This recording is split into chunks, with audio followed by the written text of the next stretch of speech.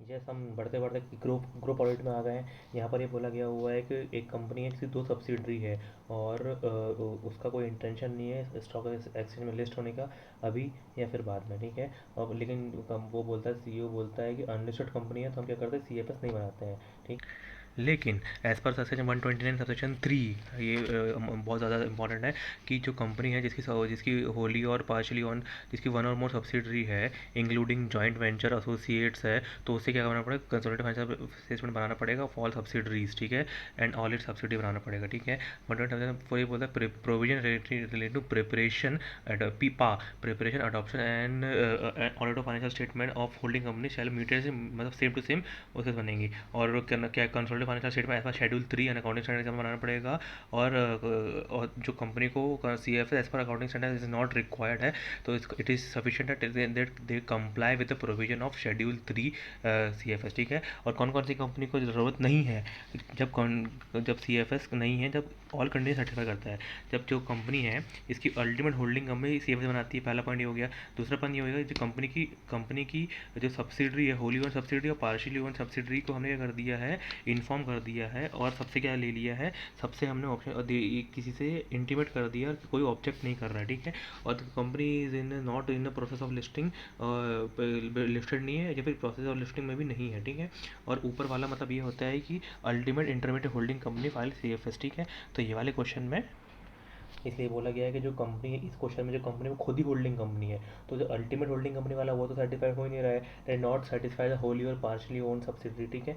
तो इससे क्या होता है कि ये कंपनी का इंटेंशन बराबर नहीं है। यहाँ पर क्या बोला गया हुआ है कि हमारी कंपनी है, हमने 51% एस में होल्ड किया हुआ है, ठीक है। इसके बाद ये होता है कि उसके बाद हम क्या करते हैं, हमको स्टॉक इन ट्रेड में रखते हैं। हम 31 मार्च अगले साल क्या करेंगे, उसको बेच देंगे। उसको हमने 50% किया है और अगले बार हम 20% बेच देंगे एग्जाम्पल के लिए। तो क्या होगा इसमें, हमको इंडिया साल इंडियस नहीं दे रहे हैं, यहाँ पे एएस का रेफरेंस दे रहे हैं। तो एएस 21 के हिसाब से ये था कि टेम्पररी कंट्रोल, जो टेम्पररी, सबसे पहले हम क्या करेंगे, 129 का रेफरेंस देंगे। कंपनी ऑडिट रूल 2014 का ये देना ज़रूरी है, 2 मार्क्स एम के मिलेंगे। कंपनी ऑडिट रूल 2014 का ये मिलेगा, ठीक है। तो हम बताएंगे इंडियस 21 के हिसाब से ही बताएंगे कि इंडियस 21 के हिसाब से हम ये बताएंगे कि कि consolidated financial statement temporary control था पहले, एंड टेम्पररी कंट्रोल था and then preparation of temporary financial statements long term fund, sorry sorry sorry consolidated financial statement बनाना है जिसमें टेम्पररी कंट्रोल का ऑप्शन था। एक मिनट, देखो ऐसा लिखना कि एज पर इंडियस 21 के हिसाब से, ये वाला पॉइंट लिख देगा, एज पर इंडियस 21 के हिसाब से जो टेम्पररी कंट्रोल, टेम्पररी जो कंपनी का क्या होगा, टेम्पररी कंट्रोल रहता है या फिर for operation under long term fund transfer restriction रहता है, तो कंपनी को बनाने की ज़रूरत नहीं थी एज पर इंडियस 21 के हिसाब से, ठीक है।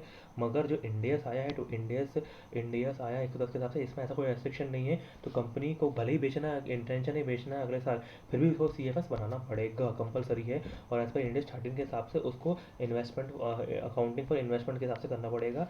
और यहाँ पे लिख देना कि भाई उसको इंडियन 110 के हिसाब से कंसोलिडेटेड फाइनेंशियल बनाना पड़ेगा। और कंक्लूजन बता देना कि इंडियन 21 के हिसाब से तो उसको नहीं बनाना पड़ता, मगर इसके हिसाब से कोई रेस्ट्रिक्शन नहीं है, ट्रांसफ़र फंड क्या बोलते हैं, long term fund transfer restriction नहीं है, और टेम्पररी कंट्रोल का ऐसा कोई लॉजिक नहीं है, तो बनाना पड़ेगा।